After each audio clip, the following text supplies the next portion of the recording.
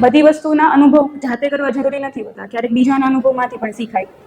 મેં સૌથી પહેલી પ્રિલિમ્સ STIની આપી હતી અને મને સરે કીધું હતું કે બેન અટેમ્પ્ટ કરીને આવજો. અને આપણે કેવું હોય કે કોન્ફિડન્સ નથી, જે બહુ કોન્ફિડન્સ હશે એ કરીને આવીશ. STIની પ્રિલિમ્સ ફેલ થઈ ગઈ. પછી ઘરે આવી, મારા મમ્મીને વાત કરી તો મમ્મી કે બેટા સર કહેતા હોય ને તો માની લેવાનું. ત્યારથી નક્કી કર્યું. સર મને કાયમી એક વસ્તુ સમજાવતા, અટેમ્પ્ટ વધારે કરશો તો પ્રિલિમ્સ પાસ થવા છે, અને પ્રિલિમ્સ અને મેઇન્સ બેયની તૈયારી તમે સાથે કરો. પણ સૌથી વધારે આઈસ પરિવારનો સપોર્ટ. ગમે ત્યારે જરૂર પડે સરને મેસેજ નાખી દેવાનો કે આ પેપર છે, આ ક્વેશ્ચન છે, આમ છે, તેમ છે. અમને લોકોને આખી બેચ ને એવું હતું કે એવું થાય ને કે હવે બસ થોડુંક તૂટે છે, એટલે અમે રિક્વેસ્ટ કરી મેનેજમેન્ટને કે મૌલિક સરનો લેક્ચર રાખો, એટલે સાહેબ આવી જાય.